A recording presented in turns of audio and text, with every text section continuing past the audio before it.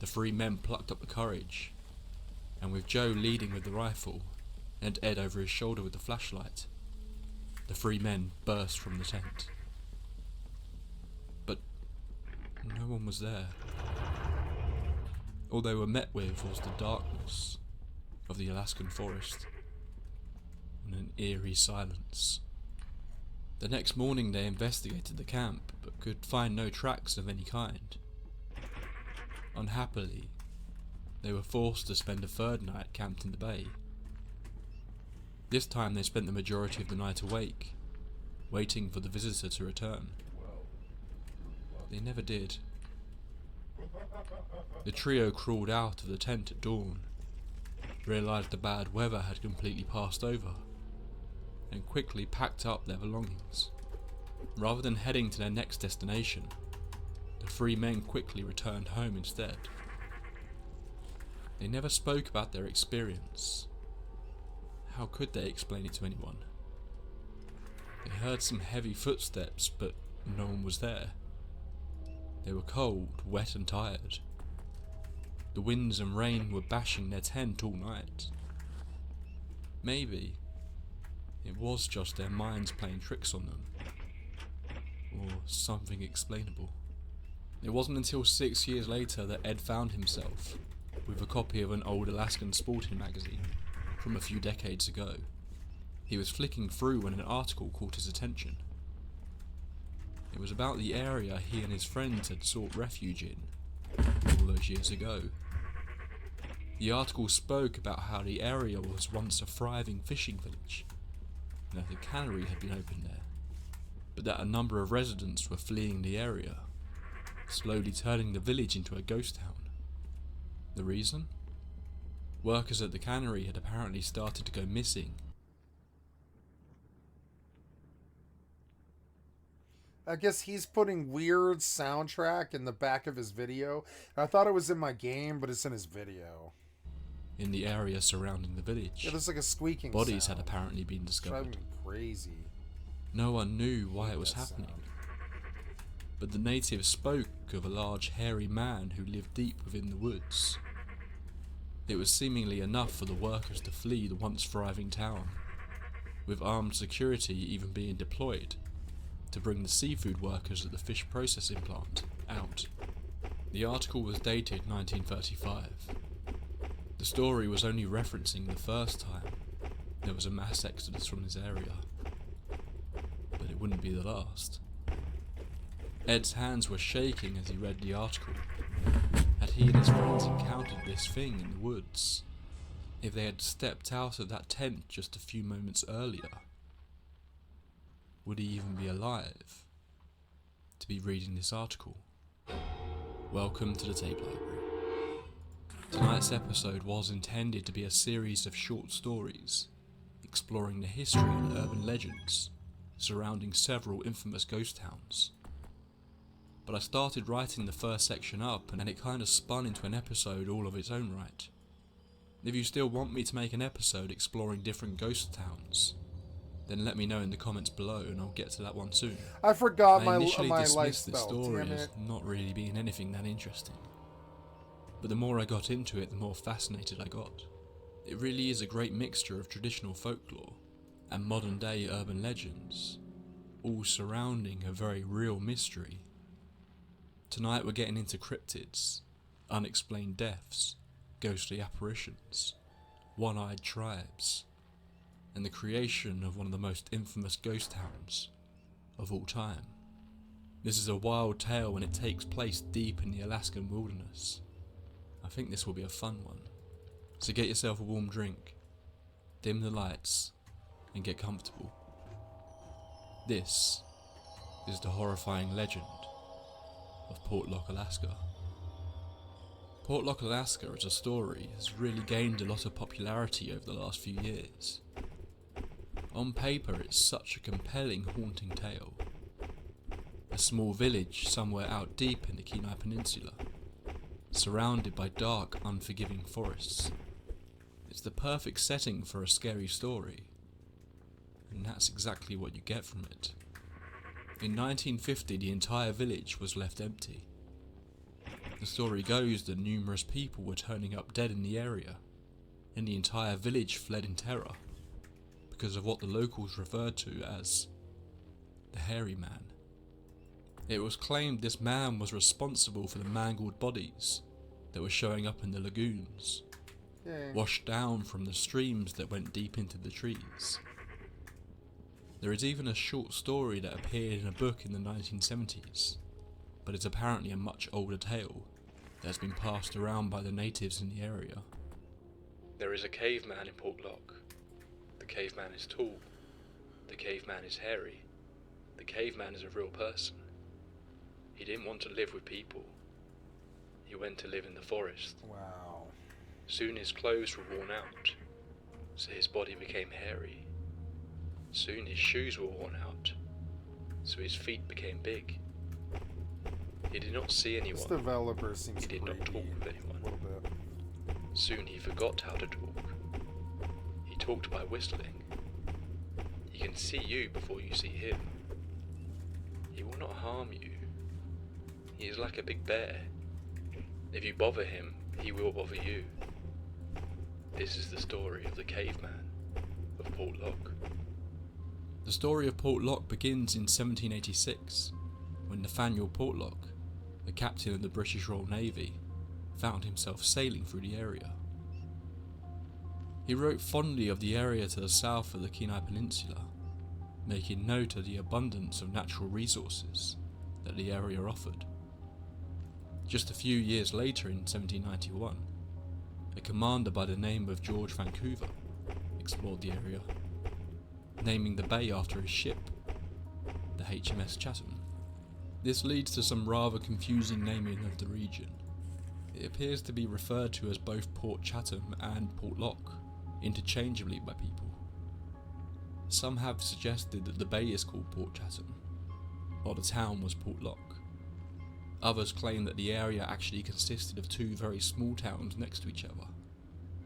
While this doesn't matter too much, I think this naming confusion just goes to show the level of official structure that was in place within this community.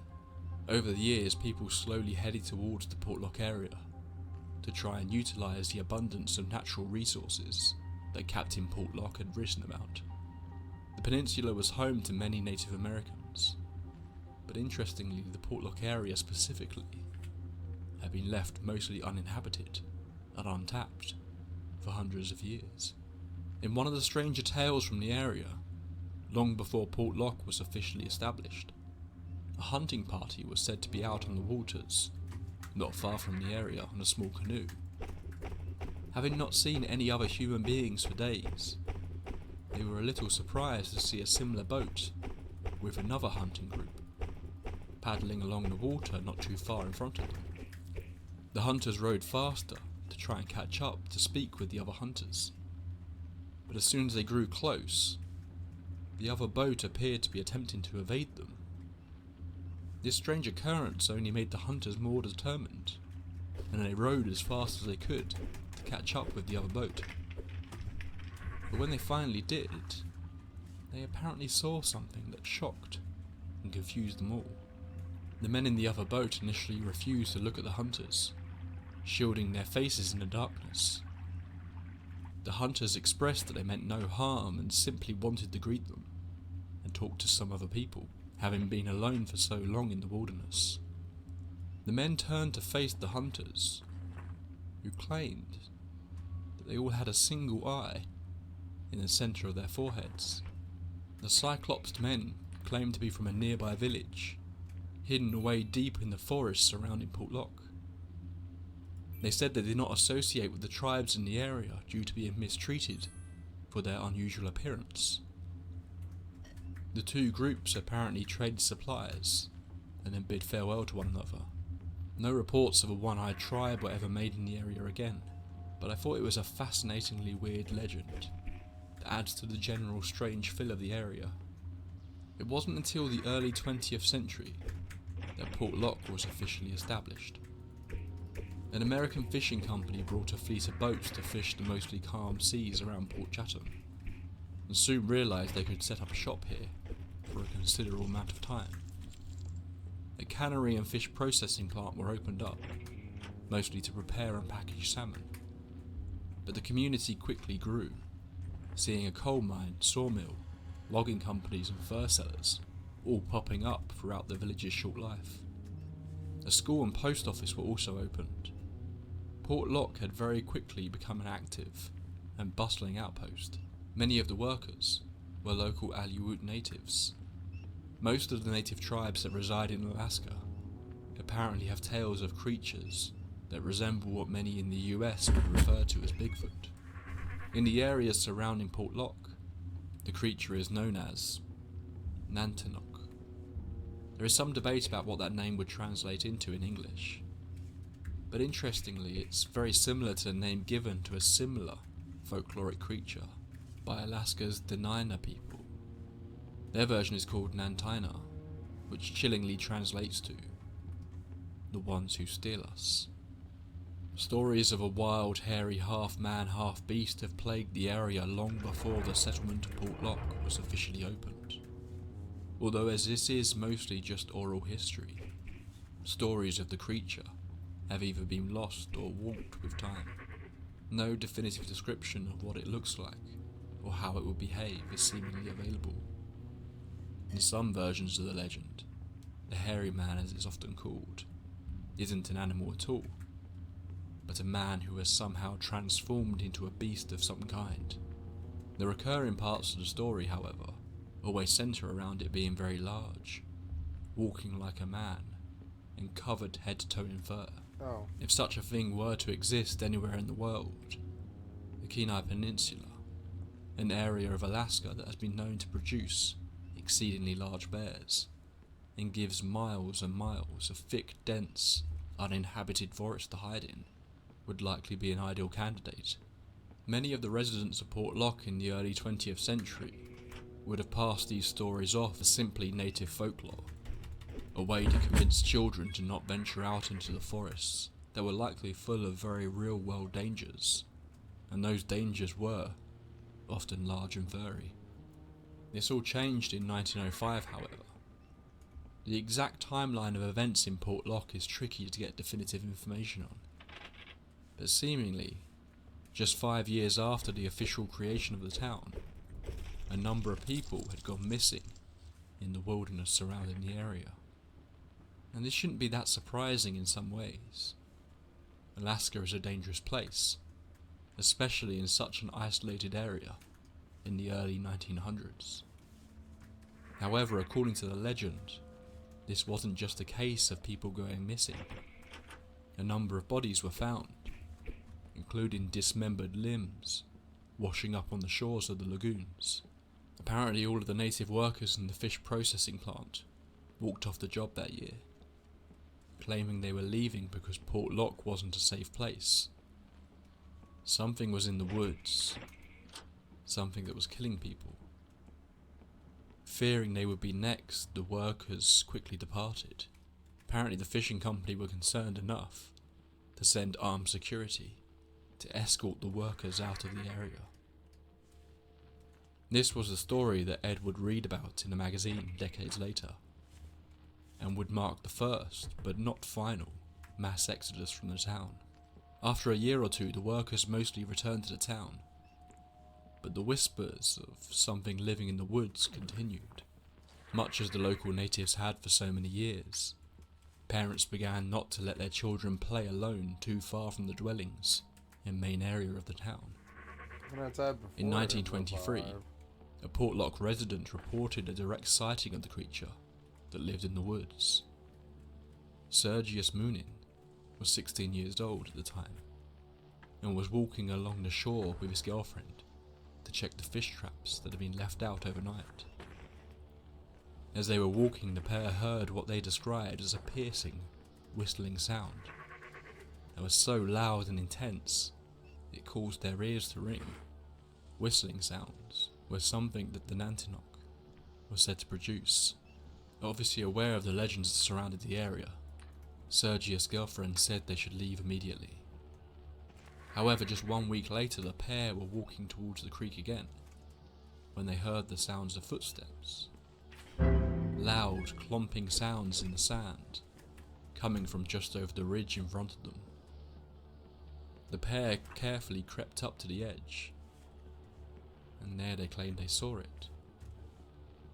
A large, hairy creature walking along the beach. Sergius claimed it was carrying something that looked like a branch or a club of some kind.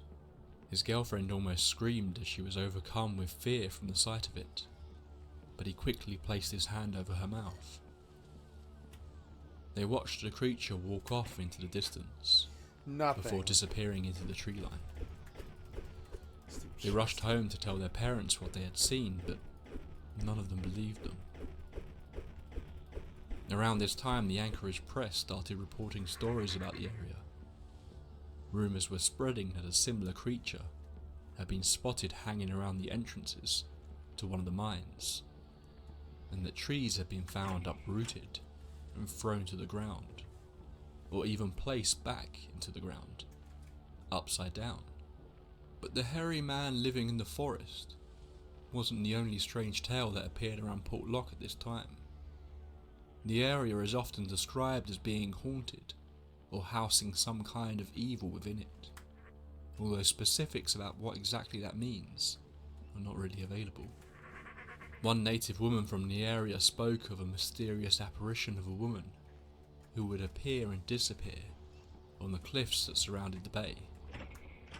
She was said to have a long flowing dress, dark hair, and a pale white face. Another fascinating little ghost story from the area comes from a local fisherman. He had just moored up his boat and was walking along the docks as the day turned to dusk. The dock was deserted that evening, as most of the boats had already come in for the day. He did, however, spot 3 children as he walked to grab a cart to unload his boat. The children all had their backs to him as he passed, so he never saw their faces. They all appeared to just be looking blankly forward at the sea, not making a sound and barely moving, their feet gently dangling in the water. The fisherman greeted the children as he passed, but they didn't even acknowledge him. After getting his cart at the end of the dock, the fisherman, likely tired and grumpy from a long day's work, decided he was going to lecture the children for being rude and not returning his greeting. However, as he turned back, he realised the dock was empty. There was nowhere they could have gone other than jumping in the water. But only seconds had passed since he last saw them, and there was no sign of them anywhere. The fisherman claimed he had never seen the children before, and he never encountered them again. In 1931, things would take a darker turn, with multiple deaths being reported in the area once again. The most famous of which is apparently that of a man named Andrew Camluck. Andrew was a logger, working just a short walk away from the settlement. He was alone when the incident happened, so what exactly took place we will never know. He had spent the day chopping down trees with his axe, but he never returned to his home that evening. The following day, a search party was sent out into the forest, something that was seemingly becoming fairly common for the residents of Port Lock. Blood was found splattered around the area, Andrew's body located about 10 feet further away, as though he had been launched in that direction. His head all but caved in. Next to him, dented and blood-soaked, was a large piece of logging equipment, something that no man would be able to pick up and use as a weapon. But apparently, someone did. I love this game. Around this same time, a prospector had apparently been heading up into the forest each day alone, digging for gold. One day he just didn't come back. Again, a search party was sent out to track him down, but unlike Andrew Camluck, no signs of the unnamed prospector were ever found. It was like he just vanished into the wilderness. Nearly a decade later, a man named Tom Lawson, the owner of the local sawmill, woke up early and stepped into the cold Alaskan air one morning. He headed down the path from his cabin to the nearby stream to check his fish traps. Still half awake, he was quickly jolted into reality when he approached a creek and saw what appeared to be a bear standing over one of his traps with its back to him. This had become something of a common occurrence for Lawson. His fish were repeatedly being pinched by the owner, and he was pleased to have finally caught it in the act. Before he could leave to go and grab his rifle, however, Tom noticed something strange. The creature was holding the trap in one hand and reaching into it with its other. Oh, my appraisal got higher? Good. Specifically, he zeroed in on that detail. Its hand, not paw. He watched it hold the fish up to its mouth before devouring the whole thing. This was no bear. Lawson became convinced this was the creature he had heard so many tales about, and quietly retreated back to his cabin. This creature was potentially responsible for the deaths of multiple people. I love this game. And he had a chance to be the hero that not only brought it down, but could prove to the world that whatever the hairy man was, he really did exist. He grabbed his rifle and then quickly rushed back down the path to the stream. It was still there, hunched over the trap, eating another fish. Lawson managed to creep up relatively close to the creature. Close enough that he felt he could make the shot. But as he clicked the hammer back, the creature spun around, locking eyes with the man. It was at this point Tom, however, got a look at its face. Its all too human face. A wave of compassion hit Lawson. Unsure how the creature would react, he kept his rifle trained on it. As he backed slowly. Oh cool, I got apart, brass knuckles. He Fucking turned to run back sweet. to his cabin when he looked over his shoulder back at the creek, and the hairy man was gone. I Throughout somehow the put on a 1940s, curse various sword rumours by of local mistake. hunters going missing in the forest continued to spread. And I'm There were low health. reported sightings of tracks, some as large as 18 foot in length. No one knows what exactly happened in 1949, but something took place that apparently saw the community give up on Port Rock, once and for all. It is said that almost overnight, pretty much the entire population of the town packed up and left, leaving only the postmaster behind, who stayed alone in the post office for an entire year more, before himself giving up and leaving. The last remaining citizen of Port Rock left, and no one would ever call the town home ever again. Nature has since reclaimed the place, leaving behind just remnants of a once thriving fishing community. This is the commonly reported story of Port Rock and Port Chatham, but how much of it really happened? The official story of what brought about the abandonment of the town is much more mundane. Alaska Route 1 was created, and gradually settlements started popping up on the opposite side of the peninsula, closer to the highway. Port Rock was isolated and difficult to get to, making it financially a much more challenging location, so a lot of the industries simply moved to be closer to transportation. What remains of the village itself is still the property of the village of Nanwelek, and there's been talk in recent years about reopening Port Rock, but nothing seems to have come of it. As for the unexplained deaths, records of these taking place are essentially non-existent. Larry Baxter, who wrote one of the only books available on the Port Rock mystery, was able to find records of Andrew Camlock, so it does appear he at least existed and lived in Port Rock. However, no records of his death have apparently been discovered. The problem is that we're dealing with events that took place in an isolated region nearly 100 years ago. Thorough records were not being kept. Many of the former residents of the village simply became separated out into various other nearby villages, all but disappearing from trace. Melania, Helen Kell, was the woman responsible for telling the tale of the pale, ghostly woman on the cliff. She claimed she was born in Port Chatham, but at a young age, her parents became terrified of the repeated attacks by the Nantinaq and fled the town. Although, even this has been put into doubt, as close family members of Melania claim she made the story up. We don't even know for certain if the town was virtually abandoned overnight, as was reported, or if it simply started to slowly fade away before a final large group departed at the end of the 1940s. The unreliability of the events that took place in Portlock don't really take away the fascinating aspects of the story for me.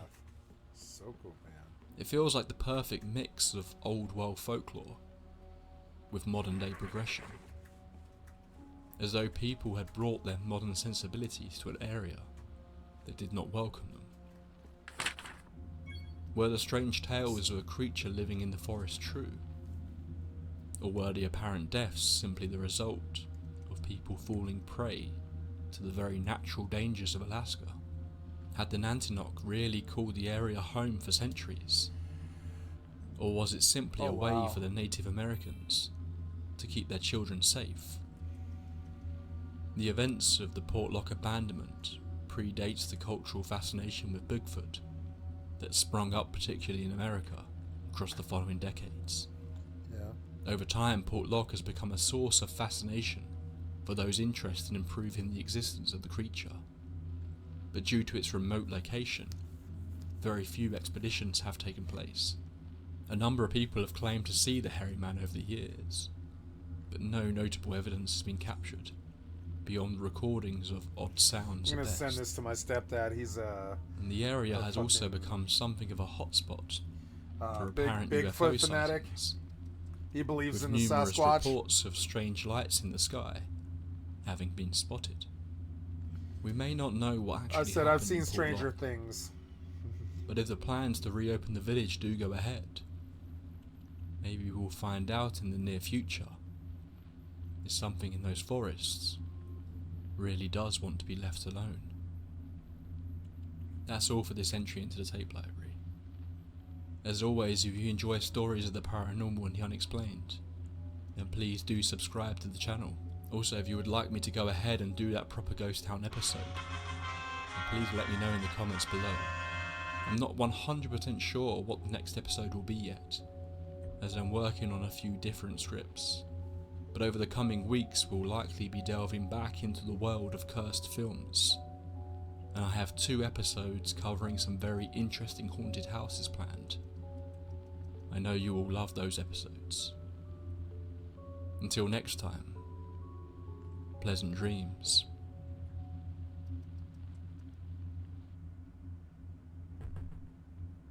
Good evening. I'm going to be trying something Oh a yeah, bit I'm different this out of video. drink though. We're going to spend the next couple of hours together while I tell you some of my favourite ghost stories and creepy tales. Nope. Did something stalk miners in the Valley of Headless Men? Oh god. It seems that there's something about Thank you, striking the gold Lore Lodge. that really I'd like just to makes sub to people your lose their channel. heads. I'm Aiden Mattis, and welcome back to the Lore Lodge. Wow. Just say your name, huh? If someone were to ask you to picture a place called the Valley of Headless Men, what would come to mind? Maybe it's an ashen waste, a darkened forest, or perhaps a battlefield with the skies full of crows. Chances are that an idyllic valley nestled deep in the wilderness of Canada's Northwest Territories is low on the list, but that's where you'd be wrong. The Valley of Headless Men, better known as Nahanni National Park, is an 11,600 square mile wilderness preserve located along the South Nahanni River as it carves through the eastern portion of the Mackenzie Mountains and into the Liard River. But beautiful as it is, it's also the setting of a string of unsolved disappearances and deaths of prospectors during the early 20th century. Typically, one might chalk these things up to simple misfortune, that these men starved or that they were victims of the bears or wolves that roam the valley. But in this case, it seems that these men met their ends by more sophisticated means. Their inexplicable deaths, as well as the specific items that were and were not taken from their bodies, are what led to this valley, this beautiful wilderness, gaining the name the Valley of Headless Men. But before we get into the details of how these disappearances occurred and what precisely made them so odd and worthy of even being covered, I want to talk to you about our partner for this video, Fume. Fume is in the business of breaking bad habits, and they take an approach to that that's a little bit different than what you might typically be accustomed to. For example, some people might suggest that you totally change the way you do things. You leave your habit behind in the dust, and you just try and say goodbye, kick it to the curb. But instead of doing that, which is honestly really difficult, Fume takes a different angle, and they say, what if we just take the bad part out of your bad habit? Fume assists you in knocking off the bad part of your habit via an innovative flavored air device. What that means is that instead of electronics, this is all just airflow. It's completely natural. And rather than using some sort of vapor, it's just air passing through a chamber that includes a little flavoring stick. And if you're concerned about what this little flavoring stick is made out of, you have nothing to worry about because there's no weird chemicals, it is all natural ingredients. The idea here is that Fume is going to take your bad habit and replace it with a habit that's simply just enjoyable. It fills that void in a natural, guilt-free way. And one of the things I really like about this device specifically is the weight. It has movable parts so you can fidget with it a little bit. It has this little airflow dial so you can adjust exactly how much is coming in and out. And because it's made of real wood and metal, it has some heft to it. It doesn't feel like a flash drive. And if you're like me and you have a tendency to lose small items if you don't have a designated place to rest them, Fume launched their base back in January. It's a weighted stand to rest your Fume on when not in use, with a magnet inside that keeps your Fume attached. The Fume device can be spun around on it, which is also good for fidgeting. I'll also admit, when I got the thing for the first time, I was a little skeptical about it, but the flavoring is actually delicious. There's a couple of different ones. There's a crisp mint and orange vanilla. Both of those are very solid, and I enjoyed them, but I really like the raspberry one. It's nice and crisp, but it has a soft finish on it. Stopping is something that people put off because it's hard, but switching to Fume is easy, enjoyable, and even fun. Fume has served over 150,000 customers with thousands of success stories, and there is no reason why you can't be one of them. Join Fume in accelerating humanity's breakup from bad habits by picking up the Journey Pack today. To do that, you can head to tryfume.com/lorelodge or scan the QR code on your screen and use code LORELODGE to save 10% on your order of the Journey Pack today. That's tryfum.com/lorelodge and use the code LORELODGE to get 10% off your order today. Now, one thing that we've made a habit of, but we actually think this is a good habit, is giving you a Native American history segment. Usually a total regional history, but we focus on the stuff you probably didn't learn in high school. And often we will say, oh, you can probably just skip this because it's not directly relevant to, usually it's a missing persons case or something. But in this specific... Okay, guys, it has been 12 and a half hours, which is usually right about when I stop. And yeah, my voice is getting a bit tired and my schedule's all fucked up. So, gonna go to bed here. I want to say thank you for paying attention to me today. And I had a lot of fun today. This 12 and a half hour session will be posted to my... to my YouTube, and so if you want to see this session again, or you want to see me get a win in Fortnite or any of that, you can go back to my channel, which is here, and you will see 2.5 years of, well, not 2.5 years, about 2 years of videos, and feel free to watch any of them. I'm getting a lot better views than I've been getting and stuff. It's awesome. And so this 12 and a half hour session will be posted to my YouTube over the next day, and I will be on tonight to be here some more. And thank you so much for your time. Just a reminder, you have been watching skycat.live. I'm a full-time writer gamer all day, every day. Put me on in the background. Click on the cast space to donate. Twitch, YouTube. If you're on YouTube, come click on the cast space to donate. You can't donate to me yet. I'm not monetized on YouTube, but I am on Twitch. I am an affiliate of Twitch, so you could also follow me there if you like, or sub. And yeah, give me a like sub. Help me support my family. And that's all I have for you guys today. That's it. Just click on the cat space to donate. And that's it. Thank you so much for your time. I love you guys. You have an excellent day. Take care.